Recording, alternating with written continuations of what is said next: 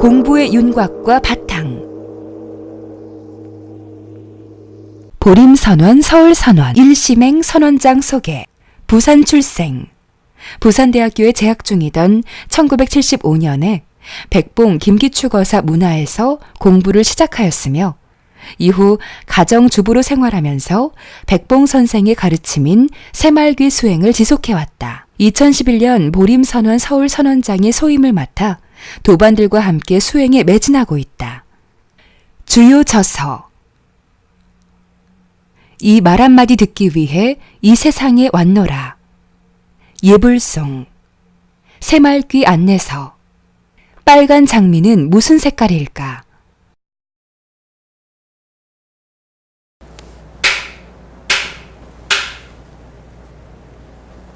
자, 먼저 입장하겠습니다.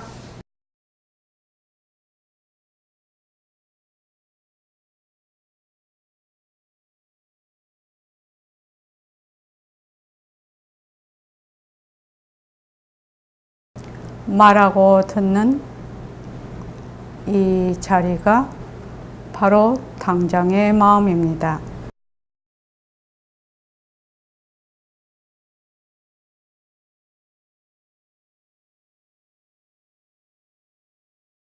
마음을 가라앉히시고 허공으로 써인 내가 듣는다.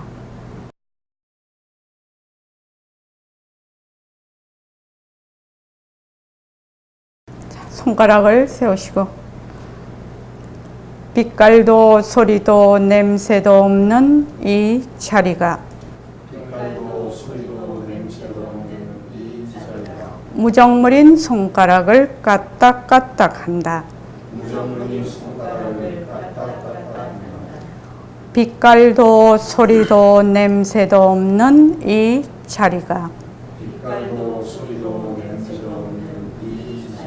무정물인 귀로 듣는다. 빛깔도 소리도 냄새도 없는 이 자리가 무정물인 입으로 말한다. 이 자리가 밥 먹고 일하고 이 자리가 공부하고 꿈꾸고 이 자리가 성내고 욕심내고 이 자리가 좋아하고 싫어한다. 빛깔도 소리도 냄새도 없는 이 자리가 무정물인 몸뚱이를 굴린다. 빛깔도 소리도 냄새도 없는 허공으로 써인 나는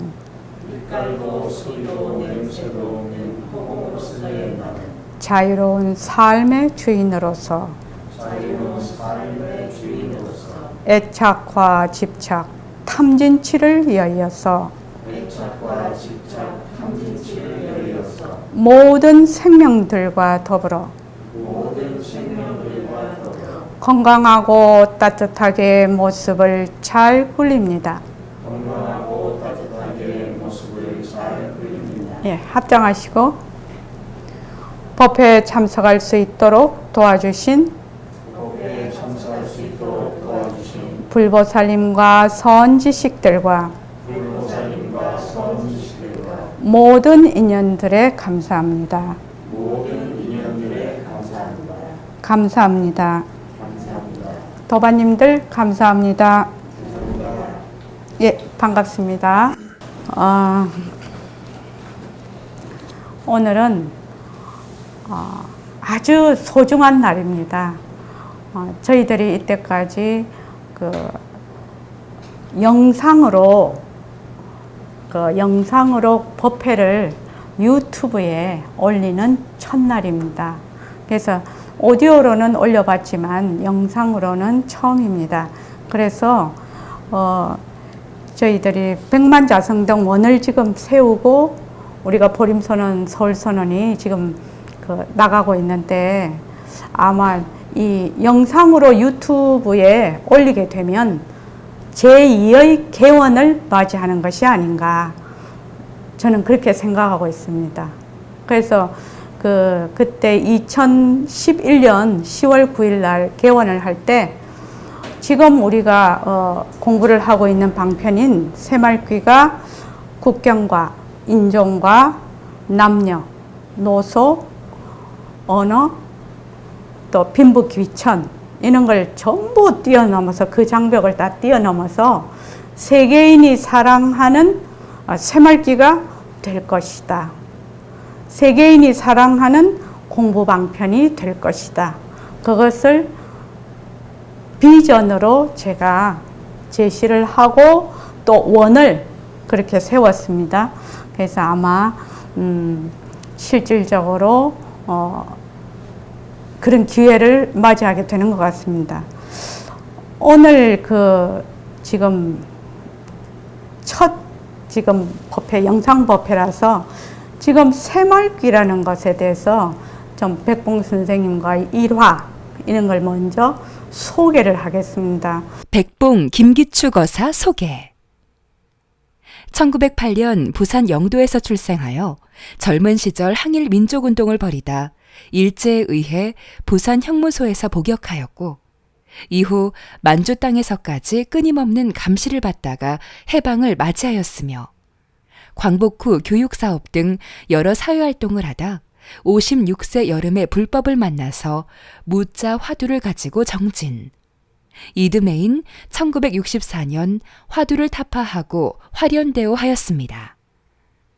1965년 금강경 강송을 출간하였고, 인천 거사림에서의 대중설법을 시작으로 서울, 대전 유성에서 포교에 전념하였습니다. 청담 대의스님으로부터 출가를 권유받았으나 제가에 머물면서 부산에서 최상승 법문을 설하여 수많은 불자를 지도하고 거사풍 불교를 크게 일으켜 한국의 유마거사로 일컬어집니다. 특히 1976년 새로운 수행 방편인 새말귀를 주창하였습니다. 1985년 지리산 기슭의 보림선언에서 학위의 철야를 주재하던 중 여하시 최초구, 무엇이 최초의 구절인가를 걸게하고 마지막 설법 후 78세를 일기로 열반하였습니다. 주요 저서, 금강경 강송, 유마경 대강론, 벽오동, 선문염송요론 전 15권, 절대성과 상대성이 있습니다. 새말귀라는 것이 들어본 적이 없는 말이에요. 그리고 공부 방편이에요. 새말귀는 신화두,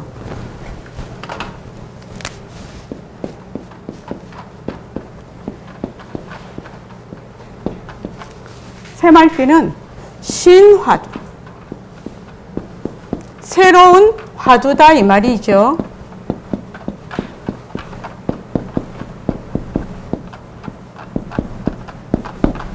그래서 백봉 스님께서는 새말귀를 신화두다. 화두라는 것이 말귀거든요. 그래서 신이란 것은 새로운, 새 이 말이거든요. 그래서 새로운 말귀다 이렇게 얘기를 하셨습니다. 제가 이제 1976년대가 대학교 4학년이었습니다. 그래서 대학교 3학년 때 1975년 가을에 선생님을 찾아간 거죠. 그래서 1976년 4학년 때 이제 그때가 5월 달이었는데 이제 선생님을 모시고 산책을 하고 있었습니다. 그래서 제가 선생님께 말씀을 드렸어요. 그때는 공부 방편이 그 1970년대는 전부 우리나라 그 공부가 간화선 일색이었습니다. 전부. 그래서 선생님께서도 무자 화두를 가지고 공부를 하셨고요. 그래서 선생님하고 산책 중에 제가 말씀을 드렸습니다. 사회생활을 하는 일반인들도 이 공부를 할 수 있도록 선지시께서 방편을 제시해야 되지 않겠습니까? 이렇게 제가 말씀을 드렸어요. 네, 그때 23살이었습니다. 그러니까 어린 나이라 스승이 굉장히 어려운 것을 모르고 굉장히 이제 그 젊은 사람들이 공부를 하러 오면 백봉 선생님이 굉장히 예뻐해 주셨어요. 그래서 그래. 그리고 나서 사흘 뒤에 백봉 선생님이 일심행 이 원고 한번 봐라 이러면서 딱 주시더라고요. 딱 보니까 새말귀라고 딱 돼 있더라고요. 근데 이 새말귀 그 이제 원문을 여기 보신 분은 계실런지 모르겠는데 새말귀 원문을 보면 굉장히 어렵습니다, 이게. 그래서 선생님 이 집 새말귀를 일반 사람들이 공부를 잘 할 수 있을까요? 어렵지 않겠습니까? 그렇게 말씀을 드렸더니 지금 현재는 이 새말귀가 시기상조라고 했어요. 지금은 시기상조다. 그런데 앞으로 영상통화가 가능할 때 이것이 꽃을 피운다. 이렇게 말씀을 하셨단 말이죠. 그래서 저는 그때 우리가 삐삐도 없던 시절이죠. 핸드폰은 물론 없던 시절입니다. 그래서 말씀을 잘 못 알아들었어요. 그때 그것이 무슨 말씀인지. 그래서 송창원 씨가 지금 몇 년생이시죠? 7, 8년생이신가요? 송창원 씨가 태어나기 전 일입니다. 지금 일. 그래서 선생님께서 이제 내가 가고 난 뒤에 우리 법문도 들었죠? 가고 난 뒤 50년이 되면 이것이 꽃을 피운다. 이렇게 말씀을 하셨어요. 그래서 이제 그런가 보다 이렇게 생각을 하고 이제 그 뒤에 저는 이제 결혼을 했기 때문에 서울 와서 그냥 어른들 모시고 아이들 키우고 그렇게 쭉 살았습니다. 백봉 선생님께서는 이 새말귀가 그때는 그 선생님은 옛날 분이시라 로켓 이런 데 대한 별로 그게 없으셨어요. 그러니까 이 새말귀는 제트기를 타고 가는 공부다. 당신 생각에 제트기가 최고로 빠른 거였어요. 근데 요새는 로켓이죠. 로켓을 타고 가는 공부다 이러면 우리 송창훈 씨 착 알아들을 거예요. 근데 그때는 제트기가 굉장히 제일 빠르다라고 생각해요.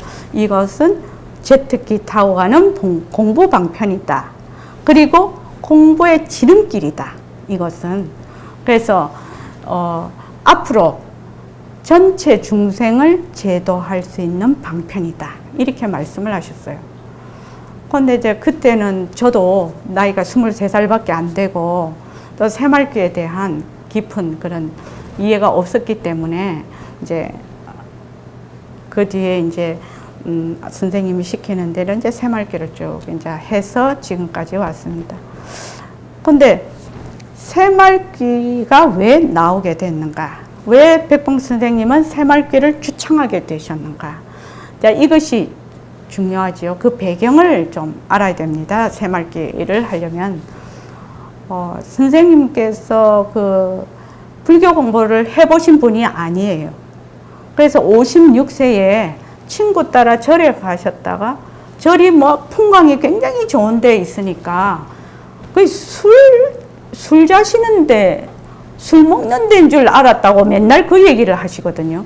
풍광이 너무 좋으니까 거기서 이제 술 먹고 이러면 되게 좋다 뭐 이런 식으로 말씀하시는데, 그런데 어느 날 이제 친구를 따라 공부를 열심히 하시는 친구분을 따라서 절에 가게 됐어요. 그래서 그때 화두라는 것을 알게 됐습니다. 그래서 그때 그럼 뭘로 공부를 해야 되나 그랬더니 친구분이 무자 화두를 가지고 공부를 하신다고 하더랍니다. 그래서 이제 그 무자를 가지고 공부를 시작을 하셨어요. 그런데 뭐 체계적으로 공부하신 분도 아니고 이러니까 그냥 막무가내로 들으셨을 거 아닙니까? 그래서 이제 그때 백봉 선생님의 그 친구분이시던 일송 선생님 계셨는데, 하루는 이제 백봉 선생님 집에 가니까 사람이 새까맣게 탔더라는 거예요. 너무 그거를 그냥 열심히 하시다 보니까 이 상기가 돼가지고 그래서 병원에 입원을 몇 번을 시켰다고 합니다. 그 얘기를 이제 그 일성쌤 이제 돌아가셨는데 그때 저희들 보고 얘기를 해주신 적이 있습니다. 그래서 그렇게 말하자면 굉장히 그 막 부딪혀서 그 선생님 성품이 화끈하시잖아요. 그러니까 이 공부도 굉장히 화끈하게 하신 것 같아요.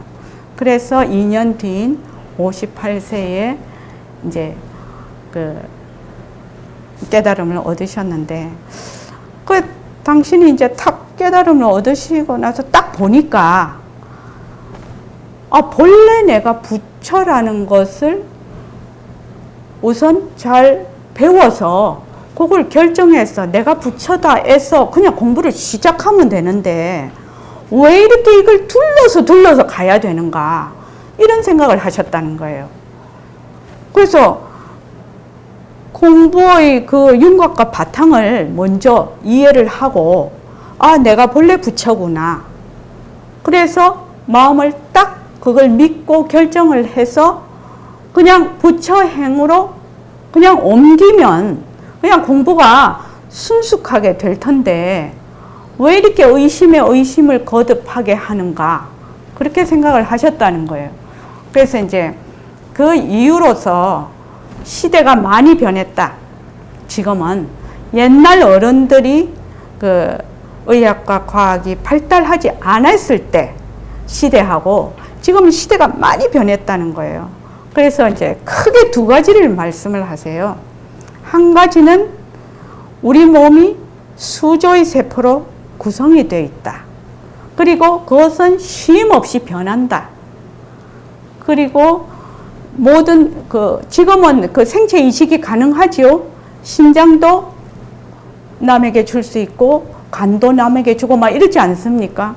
거기다가 인공기관도 몸에 얼마든지 넣어서 유발 하라리 그분이 쓴 사이보그 인간이 앞으로 그거 한 것처럼 지금 임플란트하고 뭐 지금 백내장 수술하면 인공수정체 넣고 무릎 인공관절 넣고 다 이렇게 하거든요.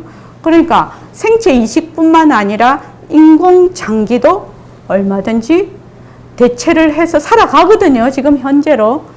그런데다가 앞으로는 줄기세포로 얼마나 많은 이용이 가능할지 현재 저는 거기 전문가가 아니라서 잘 모릅니다. 모르는데 아주 생각할 수 없는 그런 시점까지도 갈 것 같아요. 그래서 이렇게 보면 몸뚱이라는 것이 이때가 내 소유물인 줄 알았는데 이것이 관리물이구나. 내 몸을 다른 사람과 나누어 쓸 수 있는 기관이구나. 이것을 실제적으로 의학적으로 이해가 가능하다는 겁니다. 그리고 그러면 딸의 간을 아버지에게 생체 이식을 시키고 아들의 신장을 어머니한테 이식을 했다. 그러면 아들의 신장이 어머니 몸에 들어갔어도 조건만 맞으면 잘 살아가거든요. 그 기능을 잘 작동을 한다 이 말입니다. 그러면 그 신장이라는 것이 아들 몸에 있을 때는 아들이 것이라고 할 수 있지만 어머니 몸에 가면 어머니 것이 되는 것이에요. 송창원 씨 그렇죠. 그러면 나의 몸이 남과 나누어 쓸 수 있는 그 쓰는 사람이 주인이 되는 거예요. 옛날 분 같으면 이런 이야기가 굉장히 이해가 안 되는 부분인데 요새는 이해가 되는 부분이에요. 그래서 몸뚱이는 스스로 무엇을 하는지 또 모르고 알지 못하고 느끼지도 못하는 무정물이구나. 이것이 우선 알 수 있는, 지금 이 시대에서 알 수 있는 첫 번째 중요한 요소다. 그리고 두 번째는 옛날 어른들은 그 지구가 평평하다고 생각을 했어요. 그래서 가도 끝이 없어서 지구가 그렇다고 생각했죠. 그랬는데 요새는 초등학생만 되면 다 알아요. 우리 손자도 알아요. 6살 됐는데. 뭘 보느냐? 영상으로 지구가 공중에 떠 있는 걸 알거든요. 그러면 무엇에 대해서 생각을 할 수 있느냐? 지금 송창원 씨는 어디에 있죠? 어디에 있어요? 예? 서울에 있어요. 서울은 어디에 있어요? 대한민국. 대한민국은 어디에 있어요? 지구에 있어요. 지구는 어디 있어요? 우주에 있어요. 우주는 어디 있어요?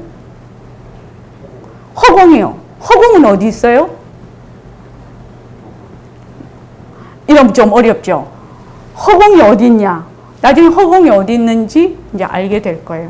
그런데 일단은 지구가 허공 중에 둥둥 떠 있다는 것은 알아요. 그런데 내가 지구 위에 있기 때문에 나도 허공 중에 둥둥 떠 있는데 이것이 실감은 안 와요. 이론적으로는 안다 하더라도 실감이 잘 안 와요. 그러니까 몸뚱이도 소유물이 아니고 관리물이다. 몸뚱이가 무정물이다.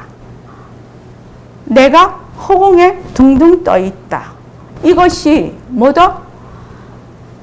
이론적으로는 이해가 가나 실감은 안 오는 부분이에요. 그렇지만 아는 부분이에요. 알 수 있는 부분이에요. 그렇죠, 박영희 선생님? 예, 알 수 있는 부분이에요. 그러면 이런 사실을 모르고 있는 사람하고 알고 있는 사람하고 공부 방법이 같아야 되느냐? 이렇게 말씀을 하셨어요. 송창원 씨 어떻게 생각합니까?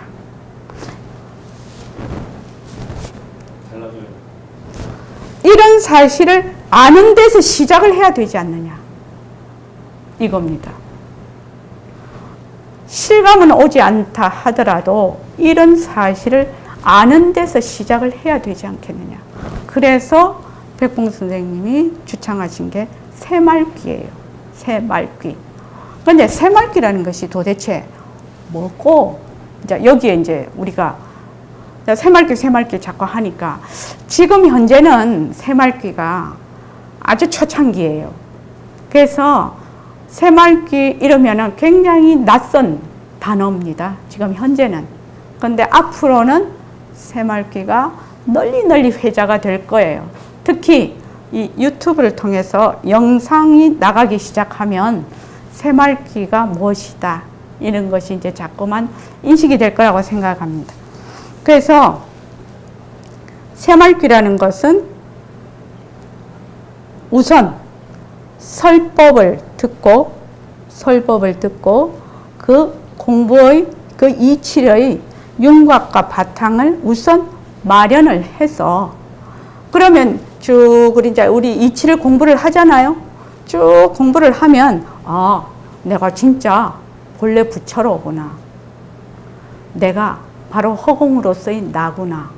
이런 마음이 이제 그런 이치에 대한 이해가 올라간단 말이죠. 그러면 정말로 그렇다고 딱 믿으면 믿고 결정을 해서 부처로서 행을 하는 거예요. 자, 행한다는 것은 무슨 말이냐? 밥 먹고 일터에 가서 일하고 가정에서 자녀 키우고 그렇죠? 좋아하고 싫어하고 우리가 제일 처음 시작할 때 그 멘트를 하죠. 좋아하고 싫어하고 밥 먹고 일하고 공부하고 꿈꾸고 그죠? 욕심내는 것도 다 새말귀라. 누가 욕심을 내죠? 누가 욕심을 내요? 몸뚱이는 무정물이라. 그런데 우리는 이때까지 맨날 몸뚱이가 나라고 하니까 몸뚱이가 욕심을 내는 줄 알았어. 그런데 몸뚱이는 무정물이라서 욕심을 낼 줄을 몰라요. 누가 욕심을 내는 거죠? 누가 욕심을 내요? 바로 내 부처가 욕심을 내는 것이거든.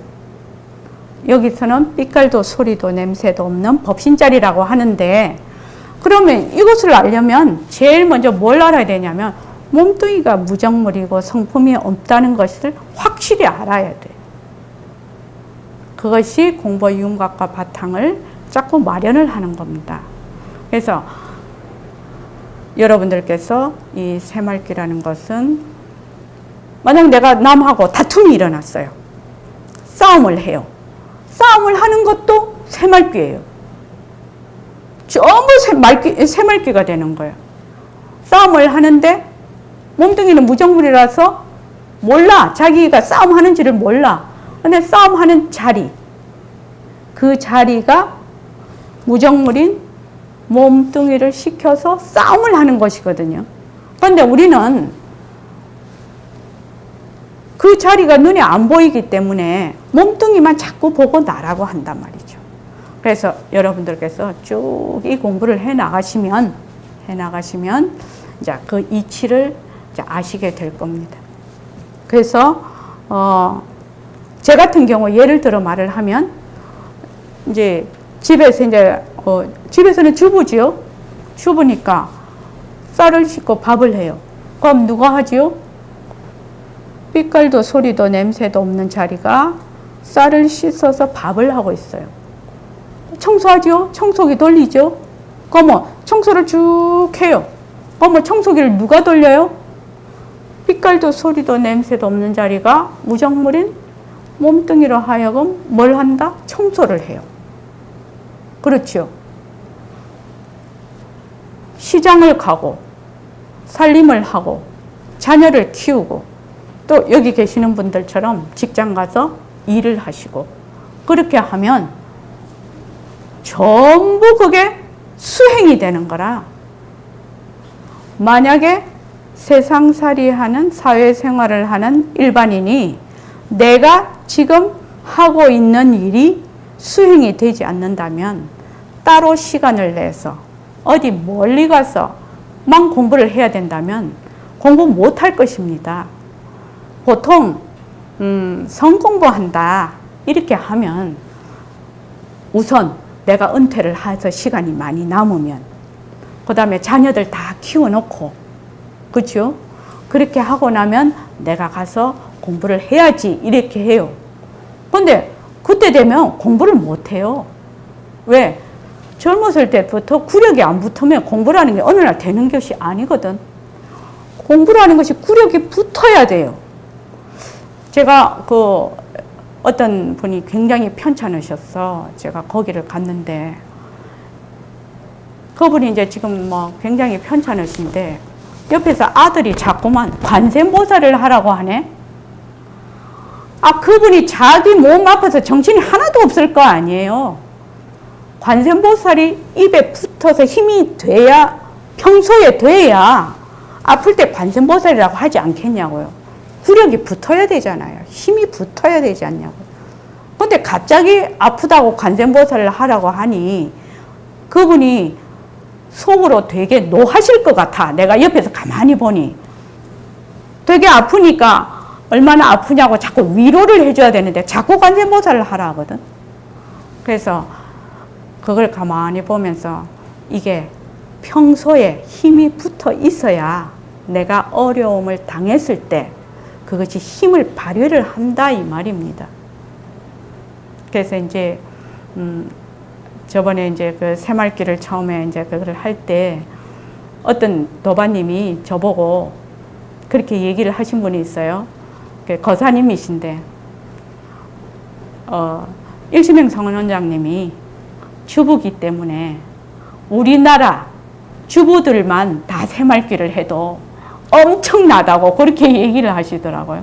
왜? 저는 제가 주부니까 주부가 하는 일은 잘할 수 있거든요. 새말귀를 쭉 하니까.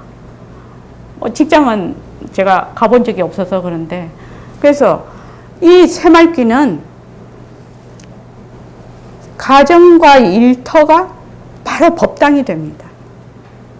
내 몸과 마음이 바로 선방이 되는 거예요. 그래서 살아가는 것이 곧 공부예요. 만약에 내가 밥 먹고 일하고 걸어가는 것이 공부가 된다면 그것이 견성을 하는 도리가 된다면 제가다 출가다 이것을 나눌 필요가 있을까요? 없을 것입니다. 앞으로는 시대가 더욱더 발달을 하면 그 경계가 사라지리라고 보고 있습니다. 그렇지 않습니까? 그리고 지구상에 출가자보다는 재가자가 훨씬 많습니다. 뭐 몇 배가 아니라 뭐 거의 다지요. 이런 사람들이 공부를 제대로 해야 지구에 사는 사람들이 정말로 건강하고 행복하게 살 수가 있어요. 그렇지 않습니까? 그래서 이때까지 이 공부라는 것은 특별한 사람들이 하는 전유물이다. 이 생각을, 이 고정관념에서 벗어나야 돼요. 벗어나서 내가 보고 듣고 말하고 걸어가고 뭐 욕심내고 성내고 하는 것 자체가 전부 새말기다. 누가 한다? 빛깔도 소리도 냄새도 없는 나의 법신이 성품이 없는 무정물인 몸을 굴려서, 말을 할 때는 뭘 굴려요? 혀를 굴려서. 볼 때는 뭘요? 눈으로. 들을 때는 귀로 해서 바로 이 모습을 잘 굴리고 있다. 그러니까 늘 어디에 가 있습니까? 전체성에 가 있어요. 바탕에 가 있다 이 말입니다. 나 바탕에. 이것이 새말기입니다. 그래서 여러분들께서 앞으로 공부를 쭉 해나가시면 이 새말기가 어떤 것이다. 이것을 알게 될 것입니다. 그리고 이제 우리가 앞으로 공부를 이 말 한마디 듣기 위해 이 세상에 왔노라. 이 책으로 공부를 할 것입니다. 이 책은 2009년도에 제가 백봉 선생님 법문이 아주 높은 법문입니다. 그죠? 높은 법문이라서 일반 사람들이 이렇게 법문을 들으면 그냥 많이 흘러가 버려요. 그래서 선생님 법문을 놓고 거기다가 질문을 제가 달았습니다. 그래서 문답식으로 하면 이 책을, 이 선생님의 법문을 이해하기가 훨씬 쉽지 않을까. 그렇게 해서 본래 스승의 그 글에, 스승의 말씀에 이 편집을 한다는 것이 굉장히 외람된 일입니다. 그죠? 외람된 일이라서 저희 그 보림소는 우리 도반님들한테 허락을 얻어서 제가 이거를 편집을 하게 됐습니다. 그래서 여기 보면 한번 책을 한번 보시죠. 제가 이 선생님 법문을 편집을 할 때 제 나름대로 공부는 이런 그 말하자면 순서대로 이치를 공부를 해야 공부가 방향을 잘 잡고 갈 수가 있다. 이렇게 생각을 해서 이 목차를 이렇게 선생님 법문을 보고 목차를 제가 이렇게 정해서 거기에 알맞은 법문을 뽑아서 그렇게 해 놓은 것입니다. 보면은 우선 목차를 한번 보시죠. 그래서 첫째 마디, 둘째 마디, 셋째 마디, 넷째 마디로 나누어 놨습니다. 첫째 마디는 그 공부의 윤곽과 바탕에 대해서 중요한 그 법문이고요. 둘째 마디는 공성에 대한 그 이치에 대해서 말씀을 해 놓은 것이고요. 셋째 마디는 새말귀. 이렇게 첫째 마디, 둘째 마디에서 이치를 어느 정도 이해를 하고 파악을 한 연후에 셋째 마디에서 새말귀를 넣었습니다. 넣고 그 새말귀 중에서 뒤에 보면 성태를 기른다. 요게 있습니다. 성태를 기른다는 것은 법문을 듣는 것만으로 공부가 되는 것이 아닙니다. 법문을 듣고 그 이치대로 꾸준히 행하야만 그 공부가 자기 살림이 되거든요.